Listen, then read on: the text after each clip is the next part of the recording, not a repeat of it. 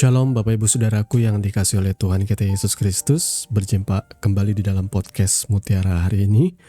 Sahabat bertumbuh dalam saat teduh yang seperti biasa hadir membawa keresahan dan persoalan di dalam hidup. Kita angkat untuk menjadi renungan yang kiranya membangkitkan kekuatan iman. Bagaimana kabar Bapak Ibu Saudara di kesempatan kali ini? Kami senantiasa berharap saudara ada dalam keadaan sehat, senantiasa dilimpahkan berkat dan segala kebaikan oleh Tuhan kita Yesus Kristus dimanapun saudara berada. Di dalam podcast monolog Mutiara hari ini, di kesempatan kali ini kita memasuki episode yang ke-348. Kali ini akan mengangkat satu judul yang kiranya boleh menguatkan saudara di dalam kelemahan, yakni Yesus mengerti, Yesus peduli. Nas firman Tuhan terambil dari Ibrani 4 ayatnya yang ke-15. Ibrani 4 ayat yang ke-15 berkata, "Sebab imam besar yang kita punya, bukanlah imam besar yang tidak dapat turut merasakan kelemahan-kelemahan kita. Sebaliknya, sama dengan kita, ia telah dicobai, hanya tidak berbuat dosa." Amin. Sebelum kita sama-sama merenungkan kebenaran firman Tuhan, mari saya mau mengajak kita untuk merendahkan hati dan berdoa. Bapa, di dalam nama Tuhan Yesus, saat ini kami dengan kerinduan, dengan rasa haus dan lapar akan firman-Mu, rindu bersaat teduh, mendengarkan isi hati Tuhan, mendidik dan mengajar kami dalam kebenaran. Kami mohon ya Allah Roh Kudus, kiranya Engkau yang menuntun kami, mencelikan mata kami dan menyingkapkan segala yang terselubung Tuhan, agar kami boleh mengerti dan memahami apa yang menjadi maksud-Mu di dalam kehidupan kami. Tolong kami Roh Kudus, di dalam nama Tuhan Yesus kami berdoa, haleluya, amin.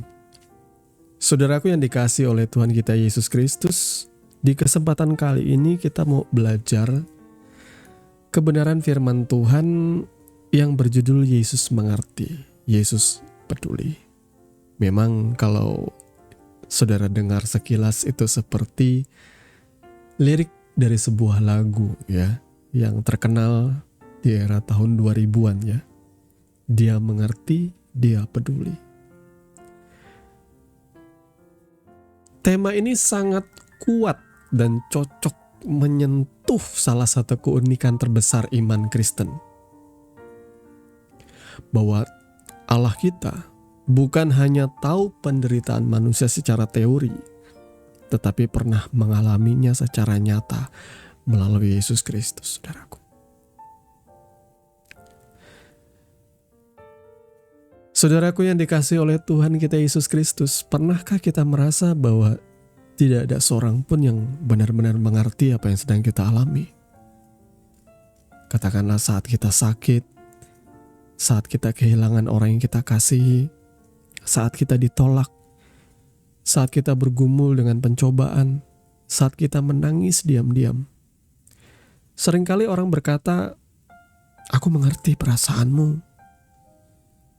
Tetapi dalam hati kita berpikir, belum tentu kamu ngerti. Karena tidak semua orang pernah berjalan di jalan yang sama.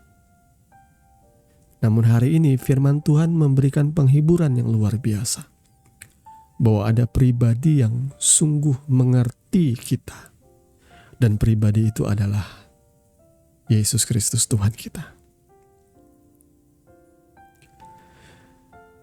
Bagian yang pertama, Yesus rela menjadi manusia. Inilah yang sering menjadi batu sandungan bagi banyak orang. Ada yang berkata, kalau Tuhan itu maha besar, mengapa dia mau menjadi manusia? Mengapa Tuhan yang mulia itu mau lahir di kandang? Mengapa Tuhan mau lapar, haus, bahkan mati?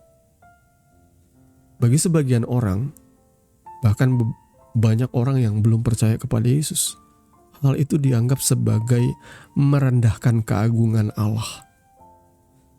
Tetapi tahukah saudara, Alkitab justru menunjukkan itulah besarnya kasih Allah. Kita terlalu sibuk memikirkan Tuhan yang maha besar, yang maha jauh, yang tidak terjangkau. yang menuntut kita hanya berbuat baik saja. Padahal 2000 tahun lalu bahkan lebih, dia rela turun menjadi anak manusia untuk menyelesaikan karya penyelamatannya di atas kayu salib. Karena apa? Karena ia maha kasih. Kebanyakan kita karena mentok logika kita selalu kepentok dengan konsep Tuhan tidak mungkin jadi manusia. Dia terlalu mulia untuk lahir melalui rahim seorang wanita. Pertanyaannya, apakah dia mau atau tidak aja sebenarnya? Kalau dia mau, ya terserah dia, saudaraku. Dia bisa menjadi semak duri yang terbakar kok. Dia bisa pakai apapun di dunia ini, bahkan keledai. Bahkan ayam berkokok untuk memperingatkan Petrus. Dia bisa menjadi apa saja. Dan kesemuanya itu tentu tidak akan mengurangi kemuliaannya. Dia berdaulat. Jangan pernah kita membatasi kedaulatan dan kemahakuasaan Tuhan, saudaraku. Justru ketika dia Tuhan yang menjadi manusia, dia menunjukkan kepada kita betapa besarnya kasih Allah akan dunia ini. Jawabannya juga ada di dalam Alkitab, Yohanes 3 ayat 16. Karena begitu besar kasih Allah akan dunia ini, sehingga ia mengaruniakan anaknya yang tunggal, supaya setiap orang yang percaya tidak binasa, melainkan beroleh hidup yang kekal. Baru-baru ini saya ada ngeliat lagi lah, ada berita, bukan berita juga sebenarnya ya, feed di sosial media ya, yang lagi-lagi membahas di luar Yesus ada keselamatan katanya. Bahkan itu sampai-sampai membawa pihak dari Katolik bahwa pernah ada konsili dari Vatikan yang menyatakan bahwa benar di luar Yesus ada keselamatan. Kalau seandainya di luar Yesus ada keselamatan, sebenarnya jawabannya sederhana ya. Buat apa Yesus menderita bahkan mati di atas kayu salib, saudaraku? Kalau memang ada jalan lain, ya sudahlah. Kita lewat jalan lain aja. Ya, saudara setuju gak dengan apa yang saya katakan? Yesus adalah jalan, kebenaran, dan hidup. Tidak ada seorang pun datang kepada Bapa kalau tidak melalui Yesus. Keselamatan itu, ini berdasarkan asumsi saya saja ya. Asumsi saya belum tentu benar. Saya membaca Alkitab itu dari Kejadian sampai Wahyu sampai selesai. Kalau ada kemungkinan orang diselamatkan di luar Yesus, saya cuma bisa jawab, itu adalah kedaulatan Tuhan. Tapi kalau Yesus memberikan gambaran bahwa anak manusia itu akan ditinggikan, sama seperti Musa meninggikan ular di padang gurun, di situ saya paham. Musa meninggikan ular di padang gurun gimana? Saya sudah banyak kali mengkhotbahkan ini ya. Ini ada di dalam Yohanes ya. Sama seperti Musa meninggikan ular di padang gurun, demikianlah anak manusia harus ditinggikan, supaya setiap orang yang percaya akan diselamatkan. Nah, Musa meninggikan ular di padang gurun dalam kasus umat Israel dipagut oleh ular. Karena mereka dipagut atau digigit ular, jadi Musa memohon belas kasihan Tuhan. Jadi Tuhan memberikan solusi, yakni dengan membuat tiang ular tembaga ya. Tiang ular tembaga itu dibuat, lalu diangkat tinggi-tinggi, supaya setiap orang yang memandang kepada tiang ular tembaga itu menjadi sembuh. Nah, itu gambaran Kristus. Gambaran dari Kristus, bahwa ia harus ditinggikan, mati di atas kayu salib. Dan setelah itu setiap orang yang memandang dengan iman. Bukankah orang memandang ular tembaga itu dengan iman, saudaraku ya? Karena mereka tidak sedang dalam konsep ular tembaga itu tidak dicelupkan dalam air terus airnya dibagi-bagikan, enggak. Ular tembaga itu tidak mengeluarkan obat lalu mereka minum obat satu persatu, enggak. Ular tembaga itu hanya diangkat tinggi-tinggi dan dipandang. Bagian ini saya sebut dengan memandang dengan iman. Memandang dan percaya, saudara diselamatkan. Pada waktu itu, setiap orang yang memandang kepada ular tembaga itu, mereka yang dipagut ular, Seketika itu juga mereka sembuh. Nah, Tuhan membandingkan dirinya dengan ini, kasus ini, ular. Dia adalah anak manusia yang ditinggikan, dan setiap orang yang memandang dengan iman akan diselamatkan. Saya pikir Yesus itu, kalau bahasa sehari-hari saya sebut sebagai hadiah terakhir dari Tuhan bagi setiap kita. Ya, penggenapan dari perjanjian, ya bukan hadiah terakhir juga sih sebenarnya, ini penggenapan dari perjanjian lama. Maka saya pikir kalau sampai orang tidak menghargai pengorbanan Yesus dan masih berani-berani bilang di luar Yesus ada keselamatan, ya saya pikir ya saudara akan mempertanggungjawabkan betapa saudara memandang enteng pengorbanan Yesus. Ya, kalau seandainya orang tidak pernah mendengar tentang Yesus, tidak pernah mendengar berita Injil, tidak pernah datang penginjil atau orang-orang yang memberitakan tentang Yesus, maka saya bisa bilang mungkin ada kedaulatan Tuhan orang itu diselamatkan. Tapi saya masih sampai pada titik mungkin. Misalnya ada di suatu negara yang di pedalaman orang masih belum mendengarkan tentang berita Injil, maka mereka, ini dalam hikmat saya, dalam asumsi saya, ya, mereka tidak pernah mendengar keselamatan, mereka tidak pernah mendengar berita Injil, mereka tidak pernah mendengarkan tentang perjanjian lama, Taurat, Tanakh, dan sebagainya.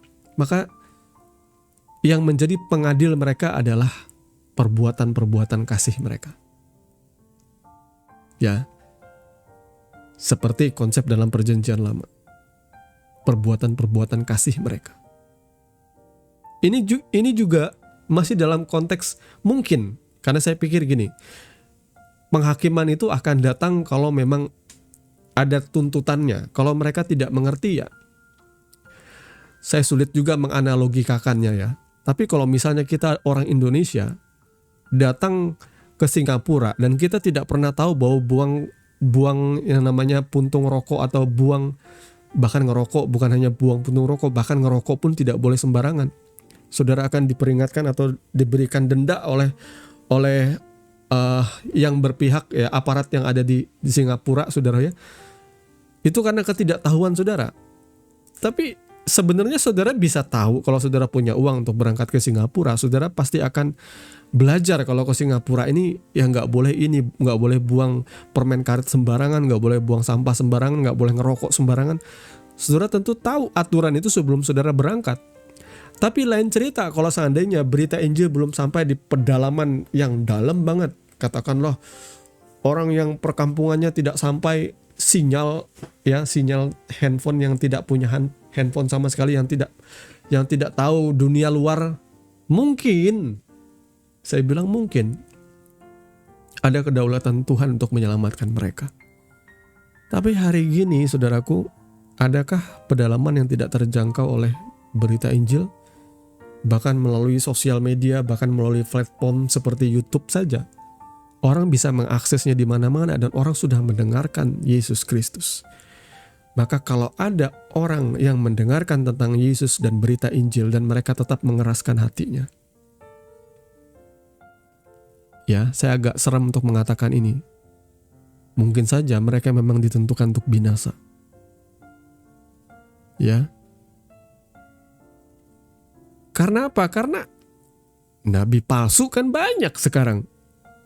Yesus berkata bahwa setelah ia menggenapi perjanjian lama, dia datang untuk menggenapi segala nubuatan dalam perjanjian lama. Dia berkata setelah itu tidak akan ada lagi nabi yang kemudian datang. Tidak ada lagi, yang ada tuh nabi palsu aja. Maka hari ini bukankah banyak dunia disesatkan oleh nabi palsu? Karena setelah Yesus sudah tidak ada lagi. Yesus adalah mewakili nabi terakhir, saya bisa bilang ya. Sebenarnya nabi terakhir tuh Yohanes Pembaptis ya. Dia membuka jalan bagi kedatangan Sang Mesias.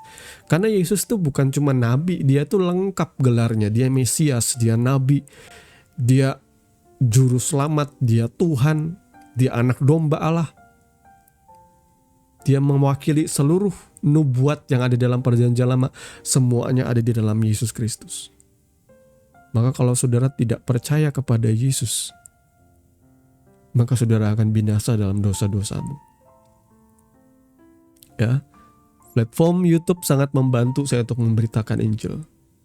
Orang boleh menghina saya, orang boleh mencari-cari kesalahan pesan atau berita Injil, tetapi berita Injil sudah sangat jelas bahwa siapa yang tidak percaya akan dihukum. Karena Kristus adalah kegenapan, anugerah terakhir. Buktinya apa? Ya, ada bagian dari orang Yahudi yang tidak percaya kepada Yesus. Ada yang percaya kepada Yesus, termasuk golongan murid-murid Yesus kan orang Yahudi juga. Orang Kristen orang Kristen Yahudi itu disebut dengan Mesianik, Kristen Mesianik, saudaraku ya. Jadi mereka percaya kepada Yesus. Nah, orang-orang Yahudi yang tidak percaya kepada Yesus, mereka tidak bisa menyangkali fakta bahwa pada tahun 70 Masehi, bait suci yang dibangga-banggakan oleh orang Yahudi itu dihancurkan, diluluh lantakan. Dengan runtuhnya bait suci, lumpuh pula lah pusat peribadatan mereka. Dan sampai hari ini tidak pernah bisa terbangun-bangun. Saudara bisa bayangkan ya, dari tahun 70 Masehi, setelah hancur di bawah perintah Kekaisaran Romawi pada waktu itu, sampai hari ini tidak pernah terbangun-bangun bait suci itu. Kenapa? Karena Yesus sudah menggenapinya. Dengan berkata apa? Runtuhkanlah bait suci itu, dan aku akan membangunkannya dalam 3 hari. Apakah bait suci terbangun dalam 3 hari? Setelah diruntuhkan oleh Kekaisaran Romawi? Tidak. Yang dia maksud itu adalah tubuhnya. Maka hari ini kita diajar bahwa bait suci kita yang sejati itu bukan bangunan, melainkan hidup kita. Pribadi-pribadi ini, Tuhan rindu tinggal dalam hidupmu. Tuhan rindu berjalan bersama engkau. Tuhan rindu, saudara ya. Mari saudaraku, Yesus datang ke dunia ini menjadi atau mengambil rupa seorang hamba. Itu ada dalam Filipi 2 ayat 6-8. Yang walaupun dalam rupa Allah telah mengosongkan dirinya dan mengambil rupa seorang hamba. Bukan karena dia kehilangan keilahiannya. Bukan karena dia berhenti menjadi Allah. Tetapi karena kasihnya kepada manusia. Yesus mengerti juga rasa lapar. Kadang kita lupa bahwa Yesus itu benar-benar hidup sebagai manusia, saudaraku. Matius 4 ayat 2 berkata apa? Setelah berpuasa 40 hari, akhirnya laparlah Yesus. Ia tahu rasanya tubuh yang lemah. Ia tahu keterbatasan manusia. Maka saudaraku, Bapak Ibu Saudara, Tuhan tidak akan pernah membiarkan engkau kelaparan sebenarnya. Kalau engkau sadar panggilanmu atau betapa Ia adalah Bapa yang mengasihi kita, Dia tidak akan biarkan engkau lapar. Kalau hari ini engkau meminta-minta roti dan kelaparan, mari kembali kepada Tuhan, saya bilang. Seumur-umur saya ikut Tuhan, saya tidak pernah menjadi orang yang meminta-minta roti atau meminta kesana kemari, dan kelaparan itu tidak pernah. Kalau saudara sampai kelaparan hari ini, koreksi hati dan hidupmu. Koreksi gaya hidupmu. Apakah kau hidup dalam kejahatan? Apakah engkau meninggalkan Tuhan?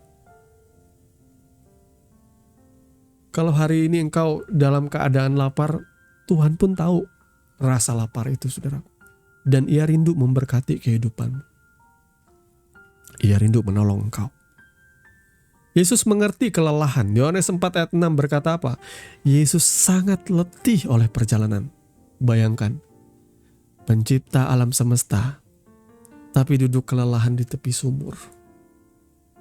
Dia tahu rasanya lelah. Yesus mengerti penolakan. Pernahkah saudara ditolak, dihianati, tidak dihargai? Yesus pernah mengalaminya. Yesus pernah mengalaminya, saudaraku. Yohanes 1 ayat 11 berkata, Ia datang kepada milik kepunyaannya, tetapi orang-orang kepunyaannya itu tidak menerimanya. Saudara bisa bayangkan bahkan bangsa pilihannya sendiri, umat pilihannya sendiri menolak dia. Ya, ia datang kepada milik kepunyaannya, tetapi orang-orang kepunyaan tidak menerimanya. Bangsa Israel itu adalah bangsa pilihan Tuhan. Ia yang pilih. Bahkan Israel itu disebut sebagai milik kepunyaan Tuhan. Tapi ketika Tuhan itu datang menjadi anak manusia, mereka tidak menerimanya. Mereka menolak dia. Karena apa? Sekali lagi, karena kebanyakan kita berpikir, ya gak mungkin lah Tuhan menjadi manusia. Ya kan? Karena kita sudah punya konsep, saudaraku ya. Mereka menolak kenyataan kedatangan Sang Mesias itu, mereka menolak walaupun dia sudah menunjukkan tanda-tanda yang heran. Yesus bahkan berkata, seandainya pada bangsa-bangsa lain mereka melihat tanda-tanda yang kulakukan ini, mereka pasti bertobat. Tapi bangsa Israel sudah melihat tanda yang Yesus bawa di dalam pelayanannya. Toh pada akhirnya mereka tetap menolak dia, bahkan menangkap, menyiksa dan menyalibkan dia. Yesus mengerti pengkhianatan. Yudas menjual Yesus. Bukan musuh, saudaraku, bukan orang asing, tetapi justru murid yang berjalan bersamanya selama bertahun-tahun yang menyerahkan dia, yang mengkhianati dia. Ketika seseorang berkata, aku dikhianati sahabatku, Yesus mengerti. Karena ia pernah mengalaminya, saudaraku. Yesus mengerti duka cita. Salah satu ayat terpendek dalam Alkitab, yakni dalam Perjanjian Baru, adalah Yohanes 11 ayat 35. Yang berkata, maka menangislah Yesus. Ketika Lazarus mati, walaupun ia tahu Lazarus akan dibangkitkan, tetapi ia tetap menangis, saudaraku. Saudara bisa bayangkan Tuhan yang sangat mengerti manusia apa adanya. Dia merasakan semua yang kita rasakan. Dia mengalami semua penderitaan yang kita alami. Maka ketika kita mau mencurahkan isi hati kita kepada Tuhan, Dia adalah tempat yang tepat. Dia adalah kota benteng, tempat perlindungan kita. Ia menunjukkan Yesus bukan pribadi yang dingin, bukan Tuhan yang jauh, bukan Tuhan yang tidak peduli. Ia turut merasakan kesedihan manusia. Yesus mengerti penderitaan. Yesaya 53 ayat 3 berkata apa? Nabi Yesaya menyebut Mesias seorang yang penuh kesengsaraan dan yang biasa menderita kesakitan. Saudara lihat, Yesus bukan hidup dalam istana. Ia tidak hidup dalam kemewahan. Ia mengenal penderitaan. Di dalam perjalanannya, dari kota ke kota, dari desa ke desa, dia menunjukkan teladan. Seperti inilah hamba Tuhan harusnya. Yuk, kalau saudara berkata bahwa adalah seorang hamba Tuhan, tapi yang ketika diminta tolong melayani, saudara langsung mengirimkan term and condition, ya, apa istilahnya ya? Kalau misalnya artis-artis atau penyanyi itu mau diundang, dia udah ada ridersnya, minta ini itu, minimal bintang 5, hotel, DP sekian, dibayar di depan sekian, aku akan bawa tim, ini itu lain sebagainya, pesawat mesti business class atau apapun, atau ya yang terbaik lah. Saudara harusnya malu dengan apa yang dilakukan oleh Yesus. Bagi saya hari ini ya, orang ini, kalau penilaian saya pribadi, orang yang patut disebut sebagai hamba Tuhan itu sedikit hari ini. Kebanyakan menjadi celebrity pastor yang saling bersaing, gerejanya yang paling kaya dan paling besar. Saya pikir gak ada teladan seperti Yesus. Bagi saya, seorang hamba Tuhan tuh harusnya memang hamba Tuhan aja. Saya tidak keberatan seorang hamba Tuhan sambil bekerja, tetapi fokusnya bukan uang, fokusnya bukan membicarakan tentang uang terus. Fokusnya adalah justru membentuk karakter dari ujung-ujung tombak, dan ia siap digantikan. Ia memberikan teladan contoh pergi ke tempat-tempat ke pedalaman, ke pedesaan tanpa memikirkan fasilitas. Dan saya pikir teladan di Alkitab itu sudah jelas. Saudara boleh katakan ini zaman dulu dan sebagainya. Ya. Tetapi bagi saya, kalau saudara masih diperhamba dengan standar-standar duniawi dalam pelayanan, bagi saya justru hamba Tuhan itu adalah orang yang gak mikirin masalah uang, saudaraku ya. Contoh di dalam Alkitab itu adalah imam besar. Imam besar itu mendapatkan 1/10 dari 1/10 yang dikasih oleh orang Lewi. Ya, kalau hari ini hamba Tuhan kolekte persepuluhan semua masuk ke kantong gembalanya. Enggak kayak gitu. Semuanya itu membuat justru hamba-hamba Tuhan menjadi rakus. Mereka mulai orientasinya ke duit. Kalau zaman dulu, imam besar itu justru yang saya anggap paling sedikit menerima ya saudaraku ya. Karena memang fokus mereka bukan uang. Ya justru saya kagum dengan ya pastor-pastor dari kalangan Katolik yang betul-betul berkomitmen. Mereka hidup hanya digaji untuk kehidupan mereka. Mereka tidak memperkaya diri. Mereka gak sibuk pelesiran atau jalan-jalan atau memikirkan outfit yang mahal. Ya, harusnya memang seperti itu. Kalau hamba Tuhan masih sibuk harus mengenakan apa untuk bersaing dalam pertemuan majelis atau ketemu di dalam suatu perayaan-perayaan besar dan harus mengenakan baju-baju dan jam yang harganya miliaran, enggak, itu bukan contoh bagi saya saudaraku ya. Maaf kalau saya agak kritis dalam hal ini ya. Yesus sudah memberikan contoh kepada kita. Ia tidak hidup dalam kemewahan. Ia mengenal penderitaan. Yesus mengerti pencobaan saudaraku. Ibrani 4 ayat 15 tadi berkata, ia telah dicobai sama seperti kita. Ini luar biasa. Yesus tahu bagaimana rasanya dicobai. Namun bedanya, ia tidak jatuh ke dalam dosa.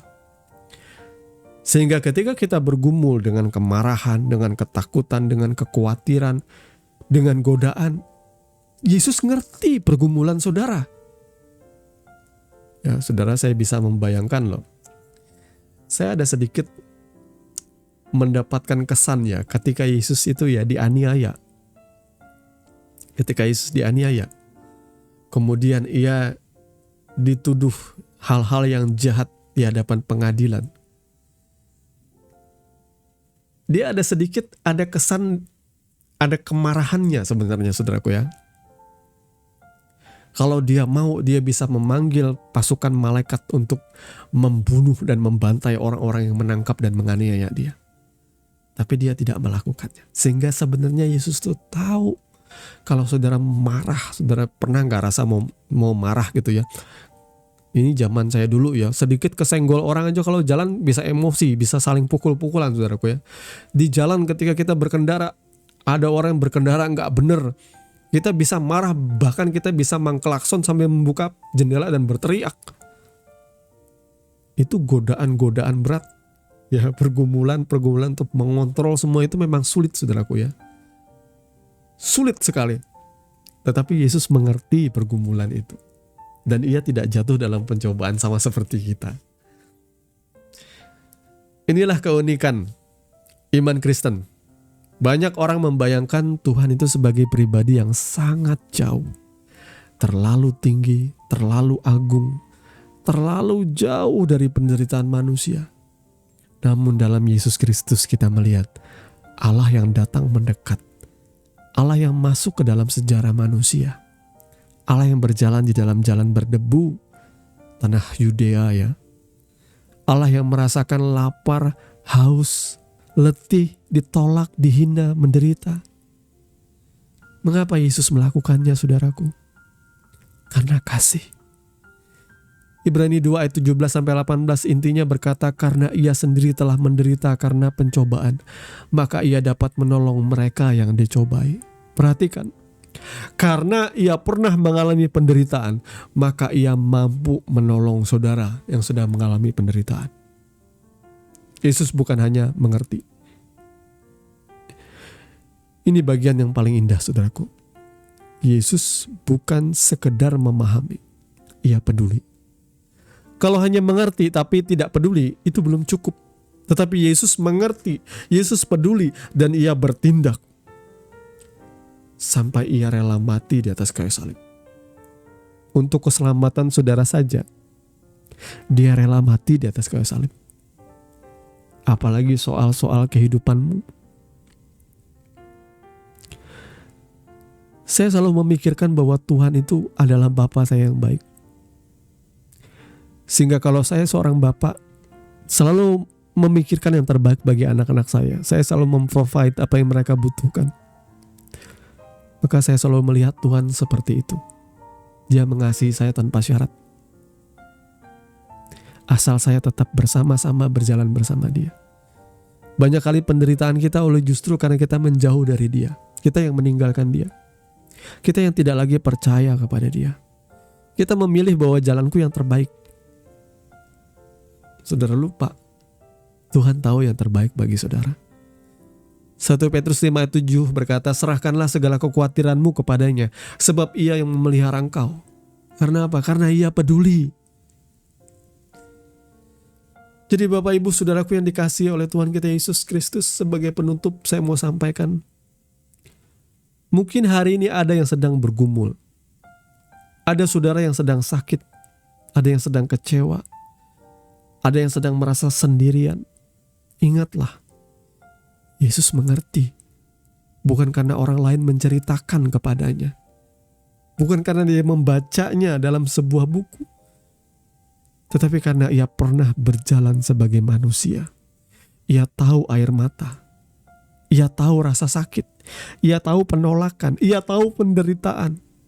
Dan karena itu, dia sanggup menolong kita.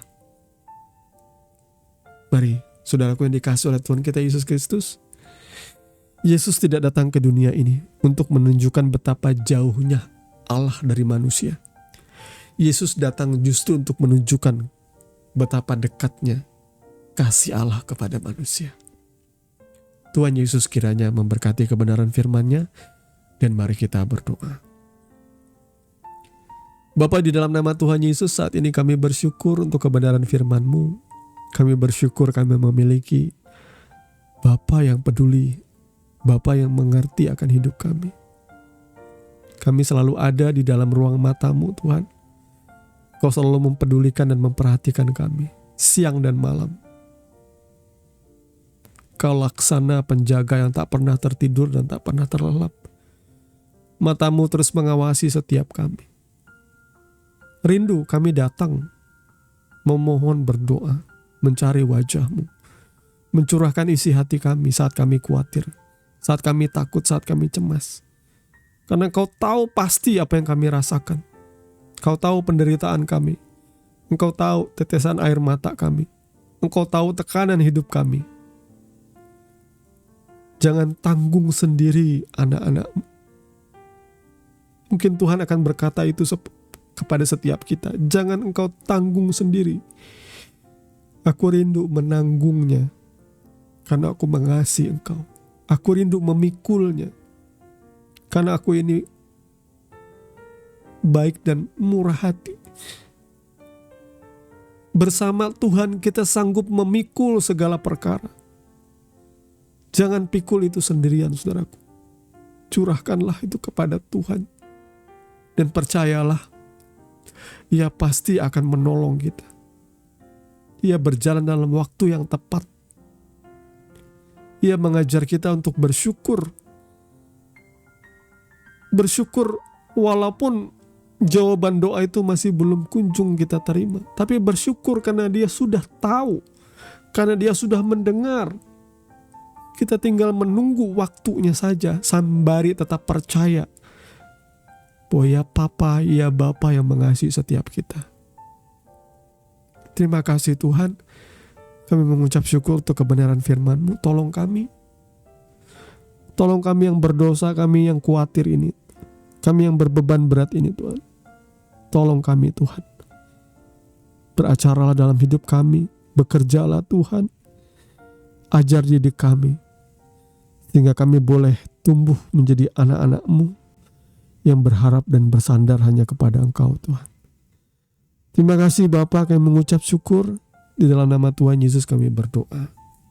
Haleluya. Amin. Saudaraku yang dikasihi Tuhan, saudara sudah mendengarkan kebenaran firman yang kiranya boleh menjadi dasar dan kekuatan di dalam setiap kehidupan saudara. Sampai bertemu lagi di podcast Renungan Firman Mutiara hari ini yang berikutnya. Kasih karunia menyertai saudara sekalian. Shalom.